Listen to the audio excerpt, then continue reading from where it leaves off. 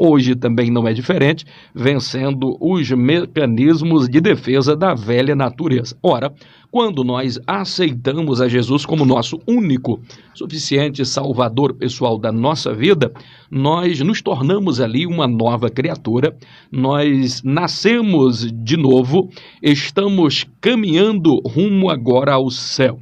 Evidentemente que nesta caminhada haverá muitos percalços, muitas dificuldades, muitas lutas, obstáculos a serem superados.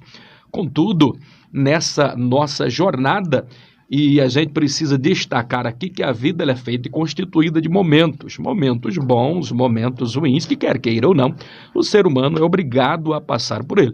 E evidentemente que a vida como que sendo uma gangorra, como que uma roda que está sempre girando, ora nós estamos lá em cima, ora nós estamos aqui um pouquinho mais embaixo, e a nossa personalidade ela vai sendo forjada ali, sobretudo o caráter nosso como cristão. E dentro dessa perspectiva, dentro dessa ótica aqui, quando nós estamos passando por momentos de dificuldades, momentos de luta, é importante nós termos as armas necessárias para poder enfrentar, né? E o interessante é que quando a gente fala de alma, quando a gente fala aqui de psique, se a alma ela é referente às nossas emoções, porque na lição passada, acho que talvez, não sei se me recordo se falei alguma coisa, mas precisaria até nós triscarmos aqui um pouquinho falando sobre corpo, alma e espírito. Como vocês sabem, corpo é tudo isso que nós temos aqui de matéria. Aquele barro que Deus formou ali, que nos formou da terra e nos soprou em nossas narinas um fôlego de vida.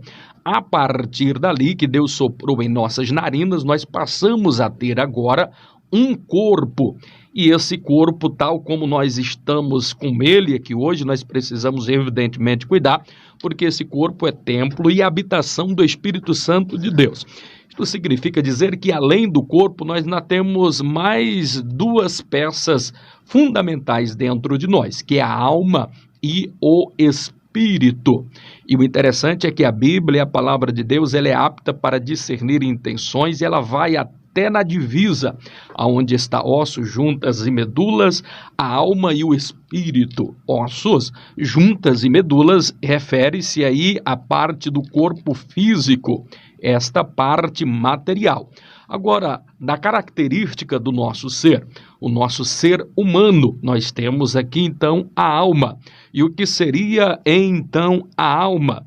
A nossa alma é aonde reside os nossos pensamentos, as nossas emoções, os nossos sentimentos. Então, é a nossa psique, a nossa persona, a nossa personalidade. Logo, a nossa alma, ela pode ser corrompida. Como isso, pastor Eurípides? A alma pode ser corrompida, sim. Ela pode ser contaminada por sentimentos de raiva. A nossa alma, ela pode ser afligida por um sentimento egoísta. A nossa alma pode ser afligida por um excesso de muitas atividades, e aí vai acontecer algo de algum estresse, vem alguma ansiedade, existem alguns transtornos que são decorrentes aí da nossa alma por causa muito aí às vezes do estresse. Então hoje tem muitas áreas que a medicina já separou como patologia, então a alma ela precisa ser perfeitamente tratada, estudada, analisada. Então essa lição, o ano passado, não sei se vocês se recordam, alunos, o ano passado nós tivemos uma lição inteira falando sobre essas questões, sobretudo de transtornos da alma. Mas para a aula hoje, o que seria interessante nós estarmos abordando aqui, é que dentro da nossa alma, que é onde reside a nossa natureza, e a alma ela vai nos ligar com aquilo que é terreno, aquilo que nós sentimos de emoção. Por isso que a alma ela precisa ser tratada, a alma precisa ser curada, precisa ser restaurada. Logo, se o corpo é material, a alma é imaterial, que liga aquilo que é material, o que seria então o espírito? O espírito é a parte aonde nós comunicamos com Deus. A alma, ela é eterna? Sim, a alma é eterna. O corpo é eterno? Não, o corpo não é eterno porque ele veio do pó e do pó ele retornará.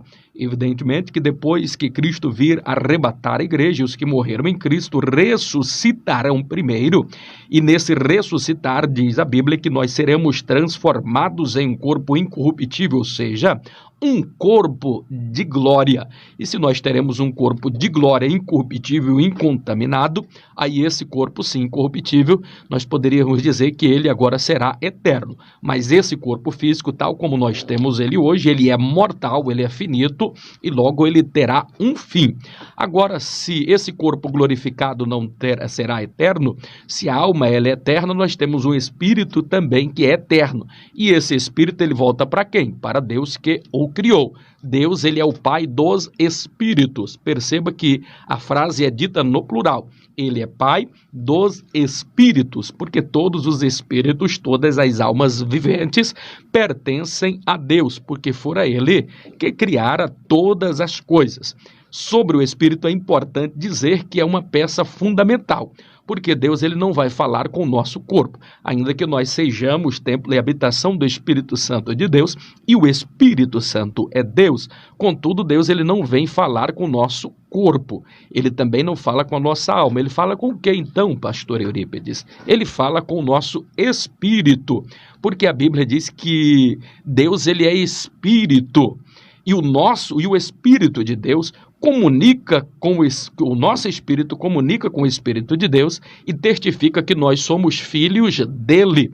Perceba que quando Jesus ele fala que vai chegar uma hora que os adoradores adorarão ao Pai em espírito e em verdade. E ele ainda diz, importa que os verdadeiros adoradores o adorem em espírito e em verdade. Por quê? Não se adora a Deus na carne, não se adora a Deus com a nossa razão, a nossa psique. Nós precisamos, primeiro, para adorarmos a Deus, precisamos nos desligarmos daquilo que é terreno e entrarmos em uma nova dimensão espiritual. O homem que não entender isso, ele jamais conseguirá ter um contato com Deus. Porque se Deus é espírito, nós não podemos adorá-lo na carne. Temos que haver uma preparação. É por isso que o nosso culto ele não começa quando nós chegamos na igreja. O nosso culto ele já começa na nossa casa, no nosso trabalho, no nosso dia. Nós estamos nos preparando o tempo todo para nós irmos para a igreja, mas já estamos cultuando, já estamos adorando, para que quando então nós adentrarmos ao templo, à igreja, quatro paredes ali, evidentemente, nós já vamos estar em um clima espiritual.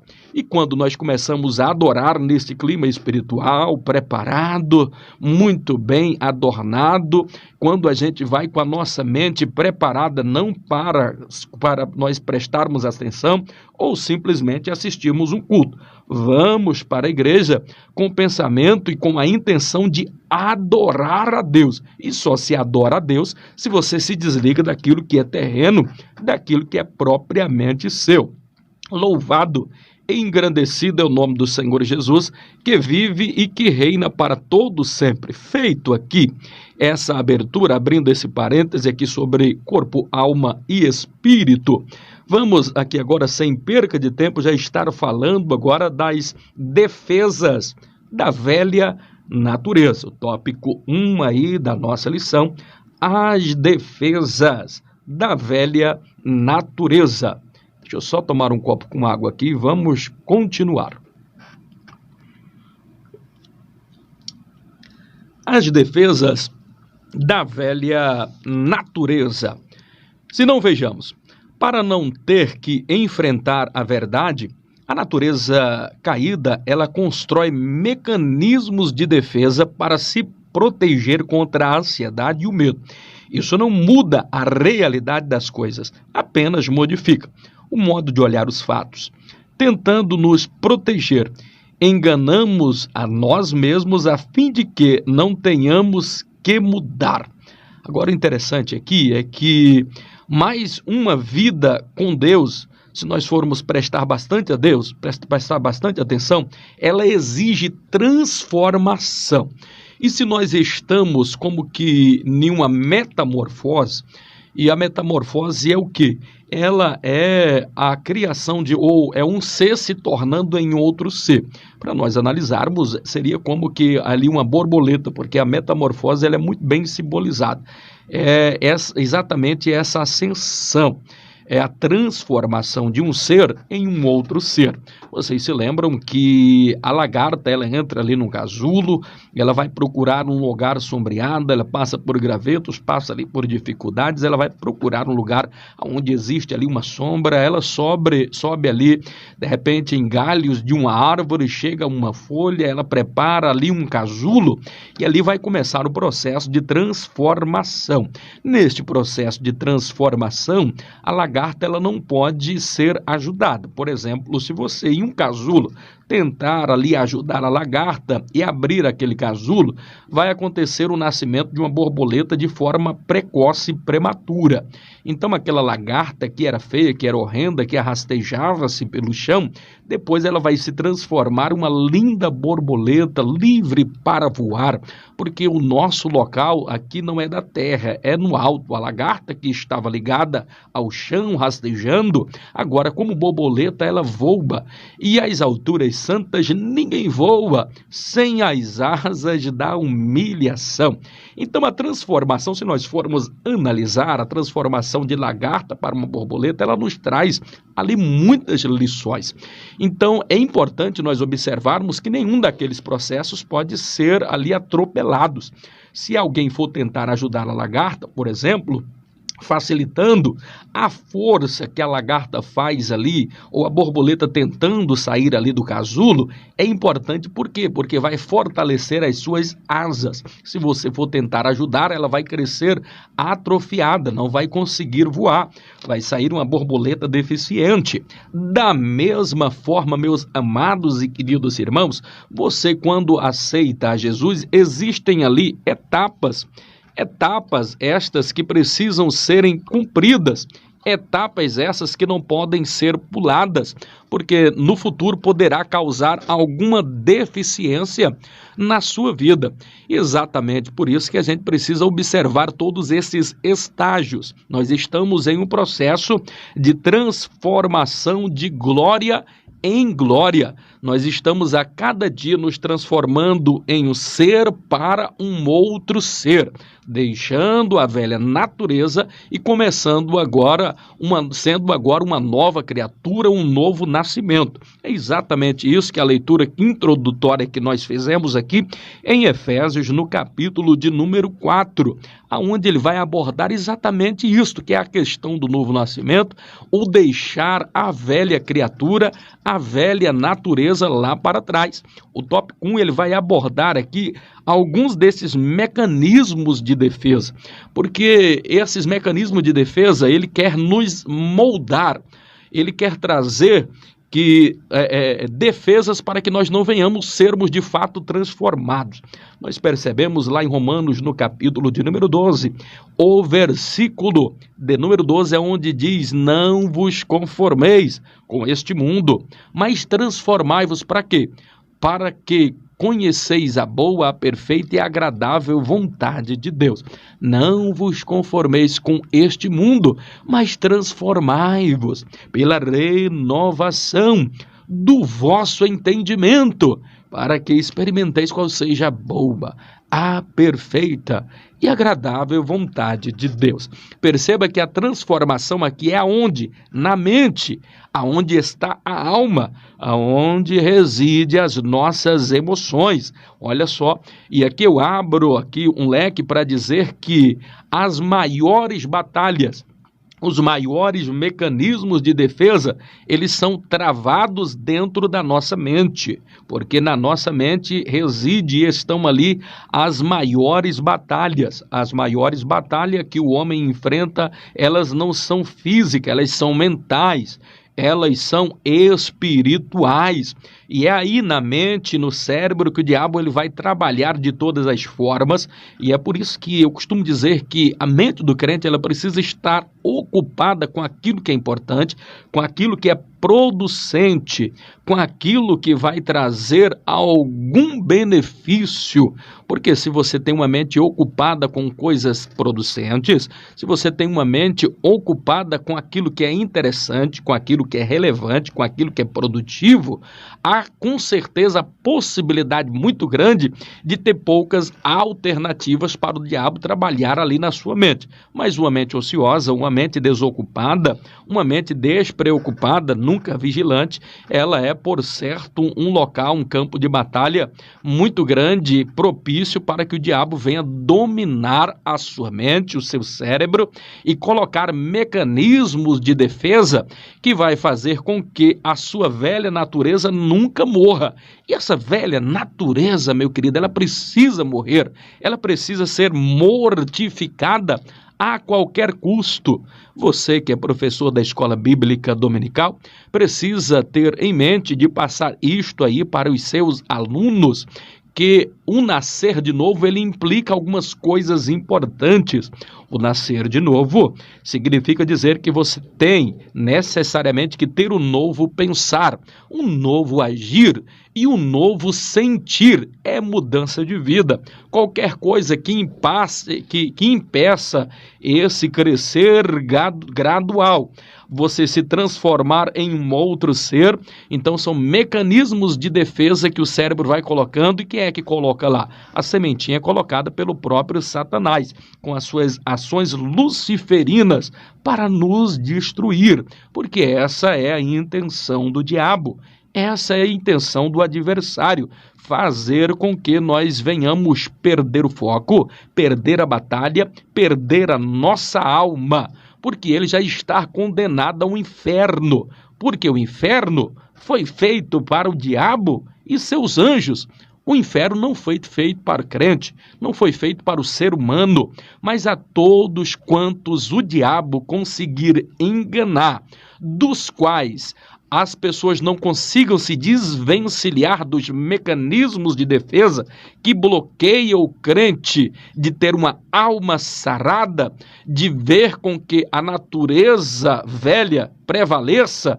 Esses mecanismos de defesa vão tentar bloquear todas as ações do Espírito Santo a fim de nos libertarmos desta natureza. Quando Adão pecou, o pecado entrou aí no mundo e, por conseguinte, todos nós se fizemos pecadores também, argumentos contrários ou não, mas a verdade é que nós temos uma herança maldita de Adão para cá, porque o pecado por um homem entrou o pecado no mundo. E hoje nós lutamos em uma guerra travada, espírito e carne.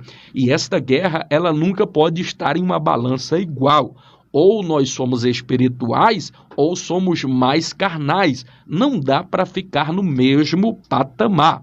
Então hoje nós vamos estar aqui falando muito sobre essa questão aí da nova criatura, do novo nascimento. Considerando aqui, dentro deste tópico que nós estamos falando aqui, a defesa da velha natureza. 1.1 vai falar aqui destes mecanismos de defesa. O homem, ao trocar a verdade de Deus pelas mentiras de Satanás, foi formado um espírito de quê? De mentira. E o interessante é que o diabo ele é pai da mentira. O diabo ele é mestre em falsear a verdade, em transformar o amargo como sendo doce. Ele é perito, meus amados e queridos irmãos, porque ele é muito sutil. Ele entra com armas e ele tem um ardil terrível. E ele já tem um entendimento de mais de 6.000 anos, há quantos mil anos atrás, que está aí apenas estudando de noite e de dia, porque o diabo não dorme. Então ele tem uma experiência, consegue entender e compreender melhor do que ninguém as fraquezas do homem, o ponto fraco do homem, aonde o homem pode errar e aonde o homem pode falhar. O interessante é nós observarmos aqui, nos atermos, que nós não podemos de forma nenhuma nos aliarmos a esse tipo de pensamento, tentando forjar a verdade, tentando se camuflar, tentando ser uma pessoa que você não é. Se você não confrontar o seu eu, se você não confrontar a sua velha natureza, você está fadado, por certo, ao fracasso. Está fadado, inclusive, a ser uma presa muito fácil do diabo. Então, aqui no 1.1 ele vai falar a respeito dessa questão. No 1.2, a negação da mentira. Como seria essa negação da mentira? O caso de Ananias e Safira, por exemplo, ela vai ilustrar muito bem a gravidade desta questão. Vocês perceberam naquele ponto específico? É que, interessante, Safira e Ananias, eles se transvestem e eles vestem uma roupa de caridade. Tão bonito, o que eles vêm fazer? Eles vêm trazer o dízimo. Ele vem trazer a oferta, e tão bonito, tão maravilhoso, que coisa maravilhosa, né?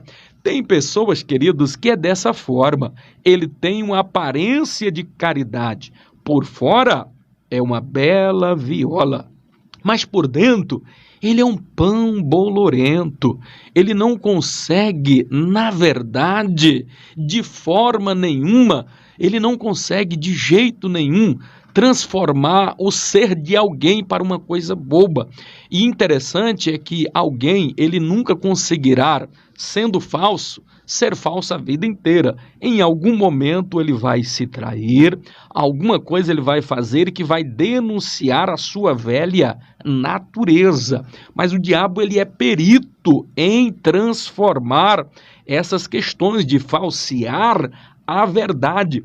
Vocês já perceberam? Tem muitas pessoas, e às vezes eu costumo observar, não é sempre, a gente não tem a oportunidade, e a vida é tão corrida, e tem tanta coisa, e eu sinceramente, é tanto lixo que passa nos jornais, nos programas, que não dá para você se deter muito tempo, é contraproducente. E você vai analisar muitos quadros, por exemplo, de uma aparência muito bonita, de alguém fazendo ali uma boa ação, é um jogador de futebol, é um grande empresário, é alguém da mídia, é um ator muito famoso, uma atriz muito famosa, que vem ali muito bonito e vem trazer um dinheiro para salvar a Amazônia, é alguém que vai trazer ali, vai tentar mudar a vida de alguém lá no meio da favela, e é tudo isso muito bonito, uma ação muito maravilhosa. E tem alguma coisa de errado com isto, pastor? E pelo amor de Deus, isto é maravilhoso, uma boa ação. O que eu sou contra é porque parece que às vezes você está percebendo que o ser humano, a pessoa está fazendo aquilo por mídia, está querendo jogar para a galera, está querendo chamar a atenção, uma jogada de marketing, e você começa, será que isso aí é verdade? Será que ele é bonzinho assim? Aí daqui a pouco começa a vir as notícias, o camarada é uma pessoa de uma índole perversa, é um ser humano ruim que não respeita o próximo, é alguém que é intratável no meio familiar, entre os amigos ninguém o suporta, mas diante da mídia está tudo bonitinho, é aquele politicamente correto, aquela coisa tão maravilhosa, tão bonitinho, e não existe ninguém perfeito não.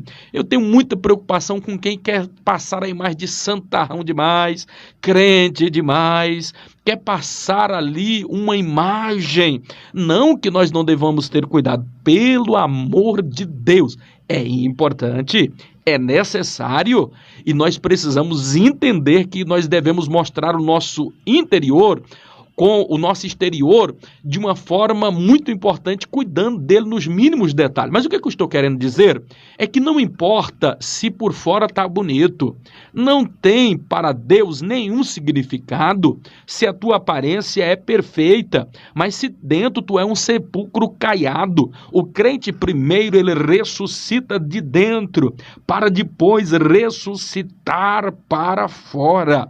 O crente, ele precisa primeiro interiormente, lá dentro, é dentro do ser, é curando a alma, é curando o interior, é primeiro curando aquilo que está dentro, curando as feridas, curando as mágoas, porque se você é tratado, se você é curado, se você tem um ser limpo, regenerado, é transformado, meu amado e querido irmão, você pode ter certeza que o seu exterior vai estar demonstrando isso. Agora o que eu estou falando é a questão da pessoa por fora, ele engana, tá tudo muito bonitinho, tá tudo tão formoso, mas na verdade ele está só falseando. E entenda, ele só está adiando um passo para o abismo, porque se ele nunca mudar, se ele continuar neste erro, se ele continuar nesta vida, ele está fadado a cair no precipício, ou seja, direitinho para o inferno, sem direito à volta. É por isso que enquanto há vida, há esperança. E enquanto há vida, nós precisamos nos arrependermos, porque depois da morte segue-se o juízo. Então fica a dica aqui, nós termos cuidado com essa negação aí da mentira, negando e tentando trazer uma aparência muito bonita, quando na verdade o seu interior é um sepulcro caiado. Percebam que Safira e Ananias tentaram enganar. O que aconteceram? Morreram. Olha só que coisa difícil. E aquele também que não deixa tratar o seu ser, que vive falseando a verdade, que nunca se arrepende de fato, que pede perdão da boca para fora, que fala coisas bonitas, a sua oração até arrepia, mas por dentro ele não tem nenhum desejo de mudança, nenhum desejo de transformação. Infelizmente, querido, este daí, o fim dele é como de Safira e Ananias. Se não morrer agora de um ataque de um coração fisicamente, está morrendo espiritualmente. E muitos já estão mortos espiritualmente. E se a pessoa chegou ao ápice de ter uma morte espiritual, fica muito mais difícil ressuscitar. Não deixe para se arrepender hoje, não deixe para se arrepender amanhã, não deixe para se arrepender depois de amanhã. Arrependa hoje, se transforma hoje. Esse é o tempo, essa é a hora. Escolhei hoje a quem você quer servir, se a Deus ou a Satanás. 10h46, vamos estar aqui agilizando um pouquinho mais da nossa lição. Vamos agora para 1.3 aqui da nossa lição, que ela vai estar exatamente dando uma sequência daquilo que nós estamos falando. 1.3, ele vai falar da camuflagem. O que seria essa camuflagem? O que nos representa muito bem, que simboliza para nós. Se vocês já viram um camaleão, ele fica como que furta-cor. E o que seria uma furta-cor? Ele se consegue se transvertir ali de várias cores, no meio das folhas ele fica ali. Tem algumas borboletas também que parecem uma folha, uma delas parece uma folha seca, então ele fica ali de uma forma camuflagem. Nós percebemos o exército, por exemplo, para ficar parecido ali com a natureza, a roupa ela é meio que camuflada, então isso seria uma camuflagem. E o que seria essa camuflagem? A camuflagem ela está disfarçando o que é que tem ali no interior. E o crente ele precisa ter bastante cuidado exatamente com isso. A velha natureza utiliza essa defesa para impedir que seus erros e efeitos sejam confrontados, pois constrói muralhas em volta de sentimentos para ninguém descobrir. E a gente tem que ter muito cuidado com relação a isso, porque se ninguém está vendo, você pode ter a certeza. O Espírito Santo te sonda. O Espírito Santo, ele te conhece. Ele está vendo. Contra Deus ou diante de Deus, nós não podemos nos esconder. Como poderá esconder o homem? Se para qualquer lugar que o homem for, Deus está ali presente. Se ele vai para o fundo do mar, Deus ali está. Se ele se esconder debaixo de uma rocha, Deus ali está. Se ele for para o espaço sideral foi criado por Deus. Em todos os lugares Deus está. Por quê? Ele é onipresente. Ele está em todo lugar. Ele sabe o que se passa no seu coração, porque ele é onisciente e ele é o Deus todo-poderoso. Ele tudo pode fazer. Contra as suas fraquezas que você tem, não tente se camuflar. Tome uma posição vista uma roupa que é, na verdade, uma roupa espiritual, a roupa de um novo crente, de um novo ser, uma nova postura. Compre vestes para te vestir, colírio para ungir os teus olhos, para que os teus olhos sejam puros. Aquilo que está errado precisa ser mudado e transformado aí, na verdade, na sua vida. Tem uma frase que eu acho ela bastante interessante, quando eu li, salvo engano, eu li ali alguma coisa, quando estava fazendo algum curso de direito, preparando para concurso, direito administrativo, então eu li alguma coisa de Viviane Jorge, onde ela falava sobre réu, vítima e réu, me parece que é alguma coisa. E ela falando ali a respeito de uma pessoa quando ela é pega em um flagrante delito, ou seja, uma pessoa quando ela é flagrada cometendo um erro, fazendo algo errado, ela tenta 3 coisas. Primeiro, ela vai tentar se fazer de vítima. Segundo, essa pessoa ela vai tentar justificar o seu erro. E terceiro, esta pessoa ela vai tentar inverter a situação.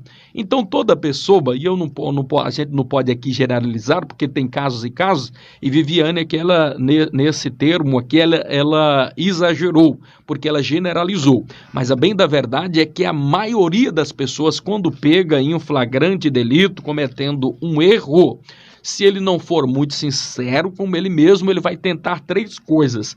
Primeiro, ele vai tentar se fazer de vítima. Ele é o coitadinho. E porque ele é o coitadinho, porque disse, porque daquilo, ele foi obrigado. Então, ele vai preparar um papel de vítima. Ele nunca quer ser uma pessoa ruim, o vilão da história.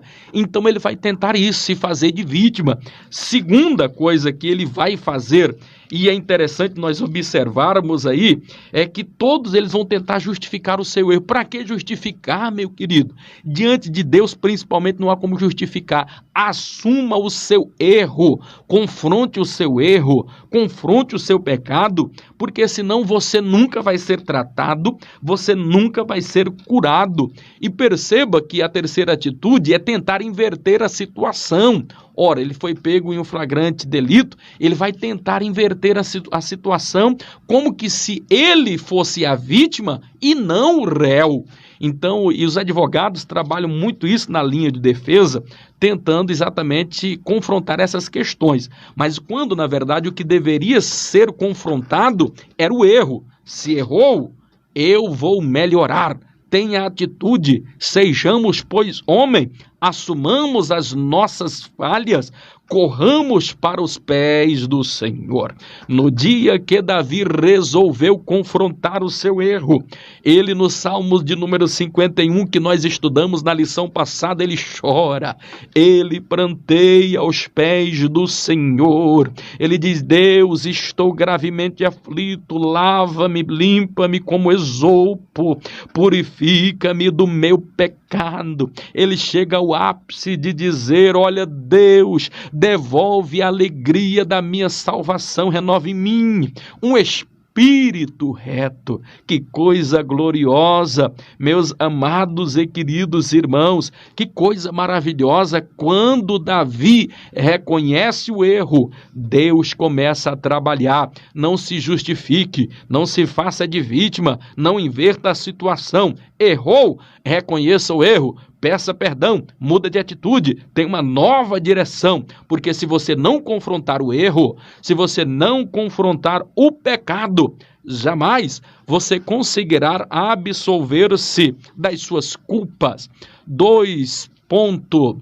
O tópico 2 aqui da nossa lição, ele vai abordar a ira, e o tempo aqui passa tão ligeiro, meus queridos, mais do que depressa, a ira.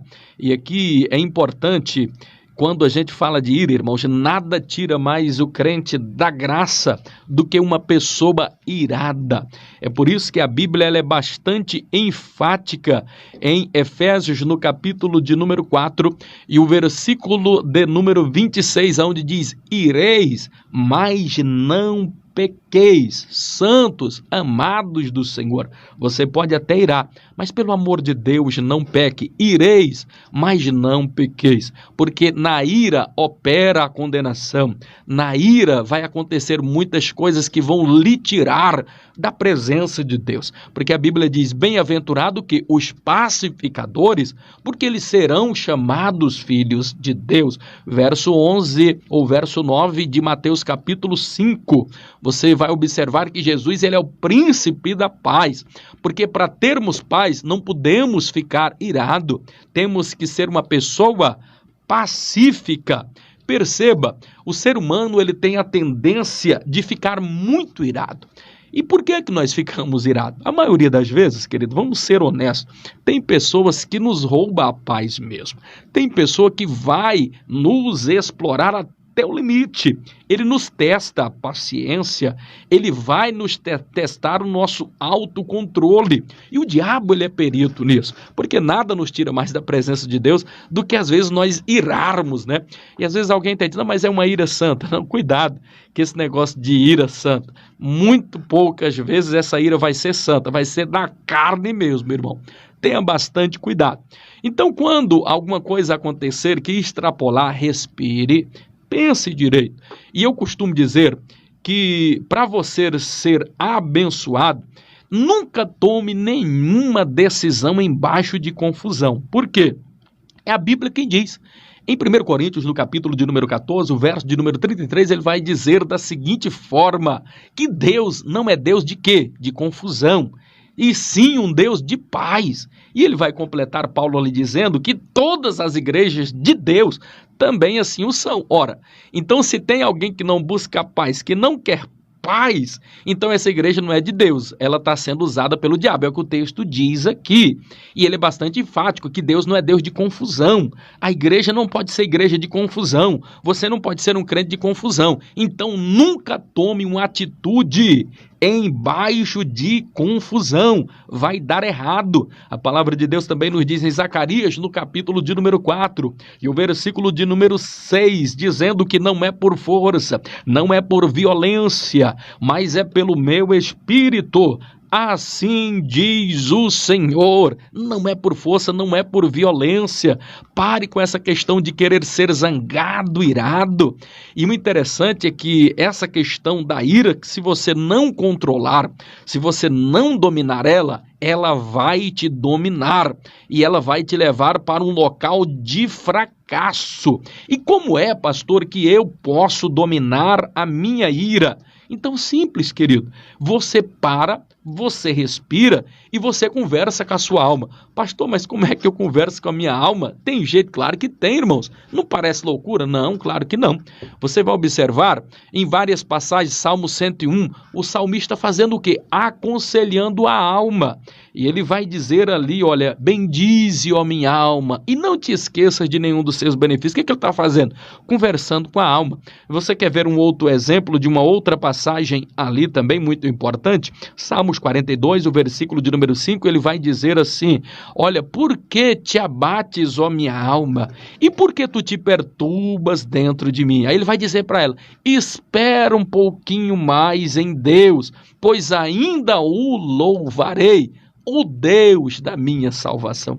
Você percebeu? E é tão interessante que no mesmo Salmo 42, ele vai repetir isso no verso 11, basicamente como que um refrão, uma light word. Ele vai repetir a mesma coisa no mesmo Salmo de número 42. O que ele está fazendo ali? Obviamente ele está conversando com a sua própria alma.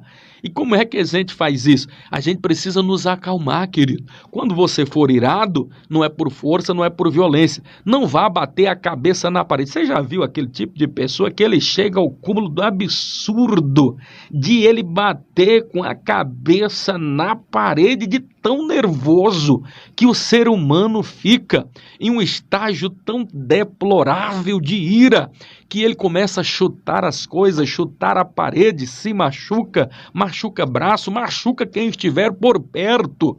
Então, querido, não faça isso. Conversa, diz, olha, por que te abates, ó minha alma? Por que que você está tão perturbada? Espere em Deus. Se está difícil, querido, espere em Deus. Ele tem a solução, ele pode resolver o teu problema. O que está difícil agora para se resolver, maior do que esse problema é Deus para resolver.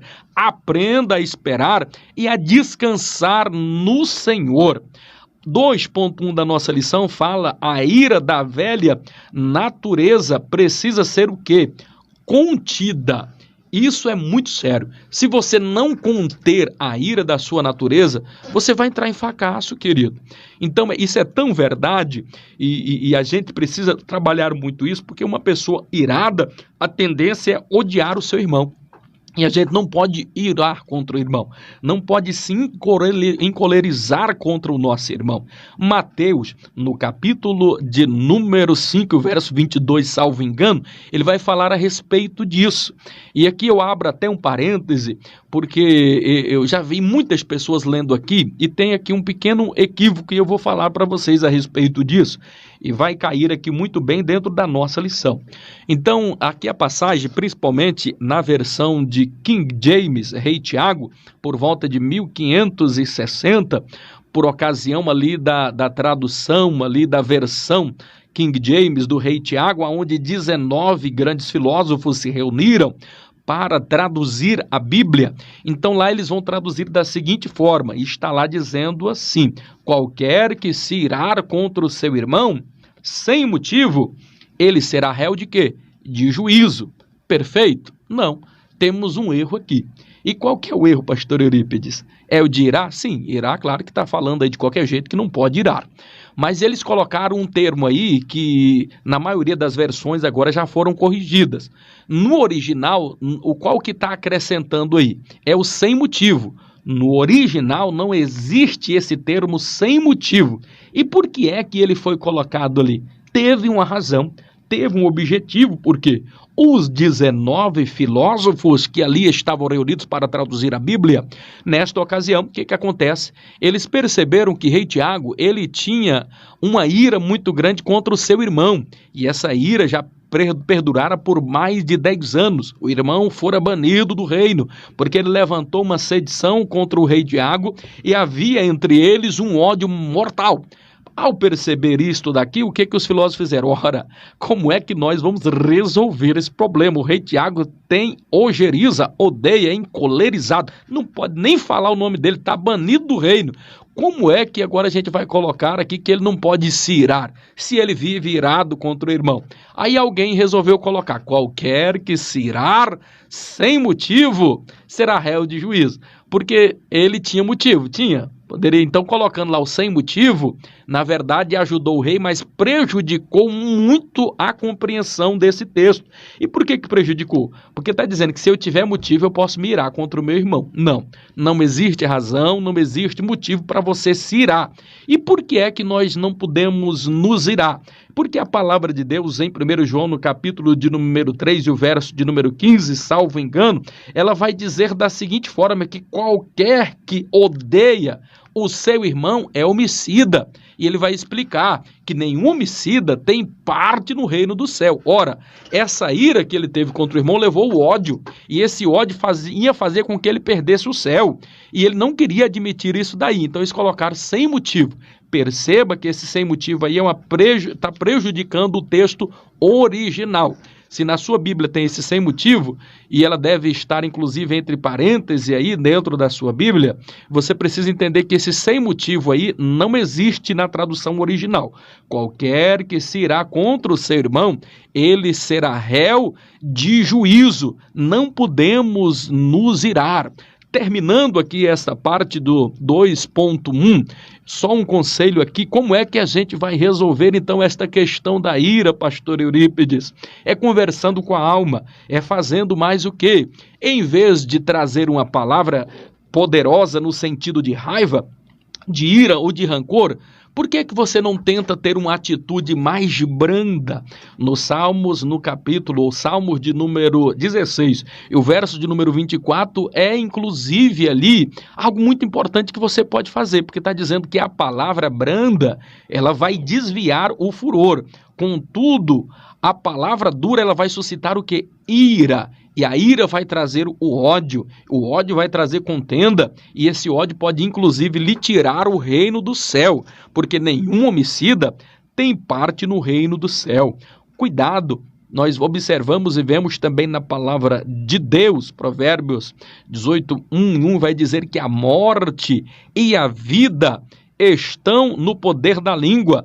Provérbios 15:1, a palavra branda, ela vai suscitar ira, mas eu até citei errado, é porque é Provérbios, na verdade, 15:1, que a palavra branda, ela desvia o furor, mas a palavra dura, ela suscita ira.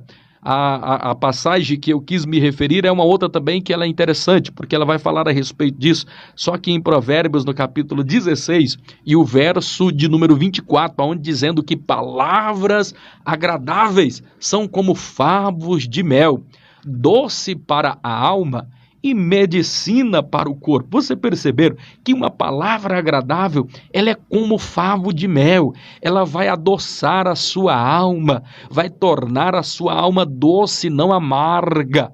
E o mais interessante é que essa palavra agradável, ela vai trazer para a sua vida e para a vida de quem está ouvindo saúde para o corpo, porque é medicina para o corpo. Viu que coisa gloriosa, maravilhosa? Uma palavra branda, uma palavra agradável, ela sempre vai trazer conforto, consolação. Em vez de uma palavra com rancor, uma palavra irada, tente transformar essa palavra de rancor em uma palavra agradável, em uma palavra branda, em uma palavra pacífica, porque é aí que Deus vai operar, porque na ira Deus não pode operar na nossa vida, querido. Finalizando aqui, 2.2 da nossa lição, o perigo do autoengano. O tempo já está esgotado, não vamos nos deter, só vamos ler aqui 2.3 aqui da nossa lição.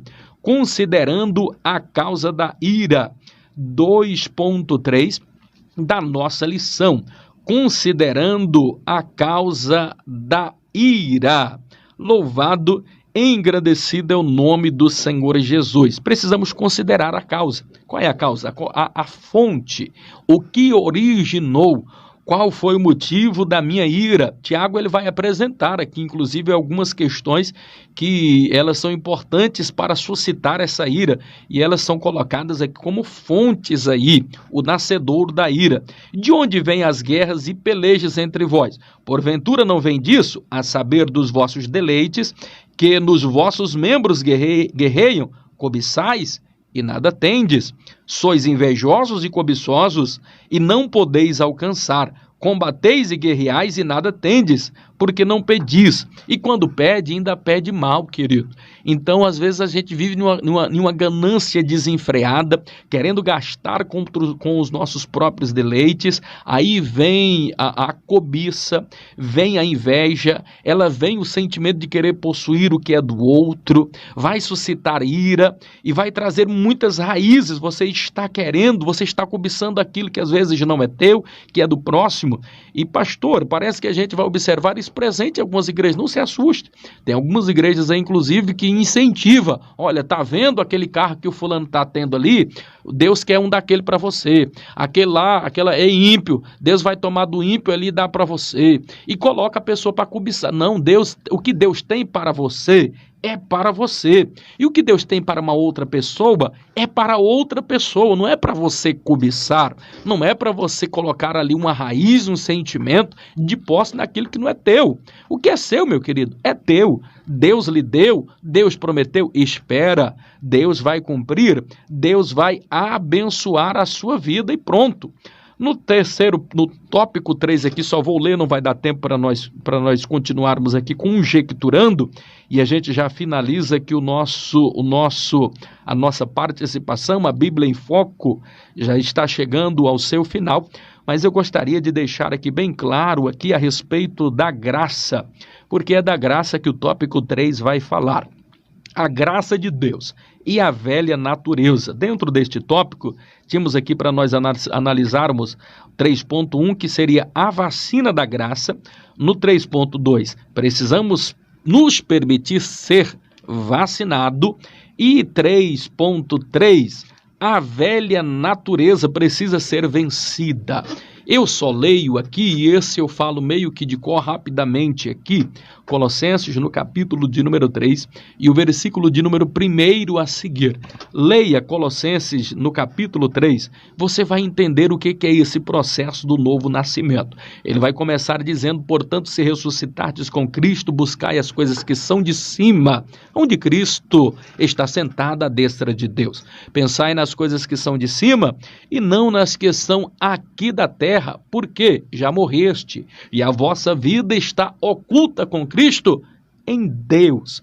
Então perceba, você precisa morrer para o velho homem, para a velha, você precisa morrer para o mundanismo, morrer para a vaidade, morrer de tudo aquilo que lhe afasta da presença de Deus. Então ele vai falar a respeito, inclusive, disso. Na sequência, vai falar da impureza, da lascívia, vai falar, inclusive, do apetite desordenado, da vil concupiscência. O verso de número 8 vai falar da ira, vai falar da peleja, vai falar de uma série de situações, falando para você não mentir uns aos outros.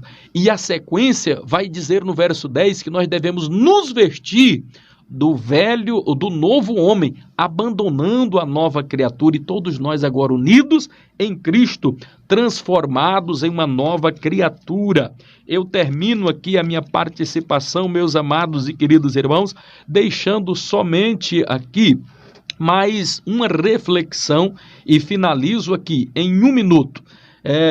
Perdoar, nós falamos aqui de ira e às vezes nós não conseguimos perdoar porque estamos irados contra alguém, estamos encolerizados contra alguém. Como é, pastor Eurípides, que eu consigo perdoar para abandonar a ira, para abandonar o rancor, tirar toda a raiva do meu coração?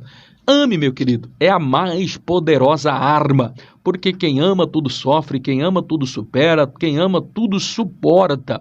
O amor, ele pode levar você ao ápice de alcançar coisas espirituais inimagináveis, e o amor é o passaporte seguro que lhe conduzirá aos portais celestiais, a Canaã celestial. O amor, ele é benéfico. Simplesmente ame. Tá difícil você suportar a luta? Tá difícil você vencer os obstáculos? Tá difícil perdoar? Simplesmente ame, querido. Agora, eu quero só abrir aqui um parêntese e dizer para você, eu sei, querido, que não é fácil perdoar. E durante muito tempo, perceba só, veja só, eu não entendia sobre isso. E eu vou dar um conselho e você vai lembrar disso para a vida toda, você que me ouve, você ouvinte nesta oportunidade. Eu finalizo aqui lhe dizendo da seguinte forma: amar, perdoar, não significa estar perto o tempo todo, sabia disso? Eu pensava que para perdoar, eu devia estar forçando a amizade, estar ali junto com a pessoa e o tempo todo. Pare com esta bobagem, querido. Você pode perdoar? Não, você deve perdoar. Você tem que amar. Agora eu abro aqui um parênteses. Jesus era Jesus. E ele tinha os seus íntimos? Tinha ou não tinha? Jesus, ele não tinha os 13 apóstolos? Tinha, mas era uma grande multidão que o acompanhava. Dessa multidão saiu dali 70, que é a comissão dos 70. Destes 70 nós vamos observar que vai sobrar apenas 13. Desses 13 vai sobrar apenas 3, que é Pedro, Tiago e João. E a Pedro e a Tiago e João Jesus mostrava e falava coisas que para os outros ele não falava. E o interessante é que quando ele queria falar para Pedro, Tiago e João, ele se afastava dos demais, ia contar só para ele. Mas dentro desses 3 tinha um que Jesus ainda amava mais. Quem era? João, o discípulo a quem Jesus amava. Então Jesus, que é Jesus, ele tinha grau de intimidade. Jesus falava coisas para uns que não falava para outro. O que eu estou querendo dizer, meu amado e querido irmão? Seja seletivo com quem entra na tua vida. Sabeis por quê? Porque tem pessoas que se aproximam de você para conhecer conhecer o seu defeito, para conhecer as suas fraquezas, para depois sair propagando a tua ruína e a tua derrota. Tem muitas pessoas que estão do teu lado que não são teu amigo e você não sabe. Tem pessoa que você traz para perto de você que está maquinando contra você. Você vai odiar esta pessoa? Não. Você precisa amar, respeitar, mas você não precisa estar perto. Então, se você sabe que uma pessoa lhe calunia, se ela lhe persegue, ame. Você vai brigar, você vai ter... Não, você vai orar, diga: Deus, transforme aquela pessoa, transforma aquela vida, que aquilo que ela enxergue em mim de mal, ela possa realmente se converter desse erro dela e conhecer o meu interior. Ore pela pessoa, querido, mas não queira esse tipo de pessoa perto de você. Selecione quem precisa andar perto de você. Você precisa perdoar, você precisa amar, mas não precisa estar perto, falar das suas intimidades, abrir o seu coração para quem não lhe ama, para quem não lhe respeita, para quem não quer o seu bem. Você tem que amar, perdoar, mas não precisa colocar debaixo da asa, dentro da tua casa. Tem muito cuidado quem você coloca dentro da sua vida, dentro da sua casa. A natureza do velho homem está presente. As pessoas vão tentar acabar com a tua vida, vão tentar destruir a tua vida, se você trazer alguém para perto de você que não seja seu amigo de fato. Selecione as pessoas que estão perto de você, que podem estar perto de você. Abra o seu coração, abra a porta da sua casa em quem você realmente acredita, em quem lhe ama, lhe admira e lhe respeita, que vai lhe acrescentar como ser humano, que torce por você, que ama por você, que ora por você, que paga o preço por você. Aquele seu amigo que é amigo só na época de bonança, aquele seu amigo que você diz: vamos orar, ele diz: não, vai nessa tua força, ora, eu vou orar por você, Deus é contigo. Que Deus é comigo, meu irmão? Eu sei, eu estou querendo saber se você, meu amigo, é comigo também. Se você quer orar comigo, você quer pagar o preço, amigo que é amigo, ele paga o preço. Ele está contigo no momento de bonança, mas ele também está no momento de dificuldade. Seleciona, querido, pessoas que acrescentem. Até Jesus, ele só investe aonde tem retorno. Invista onde vai trazer retorno para você. Vai lhe acrescentar como homem, vai lhe acrescentar como mulher, vai lhe acrescentar como cristão. Olha com quem você anda, olha as suas companhias. Seleciona, querido, e a tua vida vai mudar. Fica firme, trabalha o teu interior, trabalha o seu coração, seja uma nova criatura, regenerada, transformada. Abra o seu coração mais para Deus, menos para as pessoas. Existem sonhos que só Deus está preparado para ouvir. Que Deus lhe abençoe nesta noite de uma forma toda especial. Nós estamos finalizando aqui agora a Bíblia em Foco. Grande abraço a todos os nossos irmãos que nos ouvem aí pela Rádio Paz FM, os nossos irmãos que nos acompanham pelo YouTube agora também, os irmãos que nos acompanham agora pelo Face, a todos vocês, um grande abraço, tenham todos uma noite abençoada na paz do Senhor Jesus. No próximo ou na próxima sexta-feira vamos estar aqui com vocês na Rádio Paz FM 89,9, a rádio da família, uma rádio do Sistema Rio Bonito de Comunicações. Grande abraço a todos.